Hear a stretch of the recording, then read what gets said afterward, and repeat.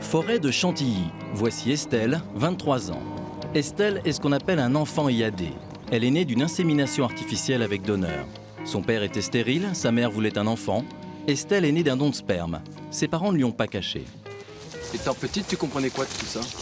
Je comprenais que mon papa, c'est mon papa, mais que la petite graine, elle venait pas de mon papa.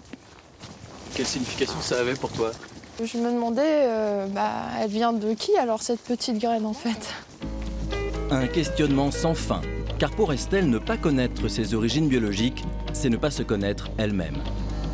Je resterai incomplète jusqu'au jour où je pourrai mettre tout simplement une image sur l'homme qui est à la base de ma vie, quoi. C'est la pièce du puzzle qui manque. Cette pièce de puzzle, c'est le donneur de sperme. Il a transmis la moitié du patrimoine génétique d'Estelle. Un homme qu'elle différencie clairement de son papa. Pour moi, papa, c'est lié à l'affectif.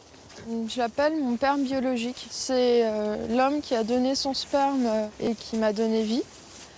Et mon papa, c'est l'homme qui m'a élevé et qui m'a donné de l'amour et une éducation. Comme 40 000 enfants IAD, Estelle est née grâce à une technique qui se pratique en France depuis 1973 dans les CECOS, les centres d'études et de conservation des œufs et du sperme humain. Le sperme est recueilli auprès de donneurs, des volontaires non rémunérés dont l'anonymat est garanti.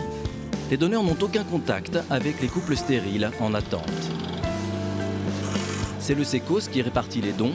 Le donneur et le papa stérile doivent avoir un peu le même physique. C'est la seule règle. Les couples qui viennent chercher une paillette n'ont aucune information sur celui qui a donné son sperme.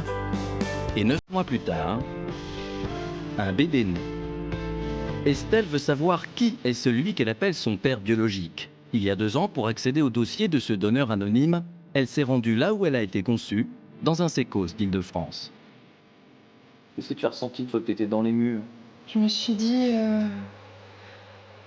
25-30 ans avant aujourd'hui, il y a mon père qui est passé là. C'est peut-être la seule chose que je sais de lui.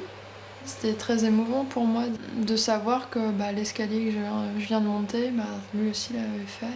On pense aux donneurs, enfin soi-disant, en leur assurant l'anonymat, donc la paix royale. On pense aux parents, mais ce qui est au cœur de tout ça, c'est l'enfant, et on ne le considère pas. Pourtant j'existe, quoi. Enfin, si je suis en vie, c'est parce que tout ça... En fait, ce que je n'arrive pas à comprendre, c'est comment on peut faire tout ça, comment on peut être autant tourné vers l'enfant, et en même temps l'empêcher d'avoir accès à une liberté qui est fondamentale, celle d'avoir accès à ses origines.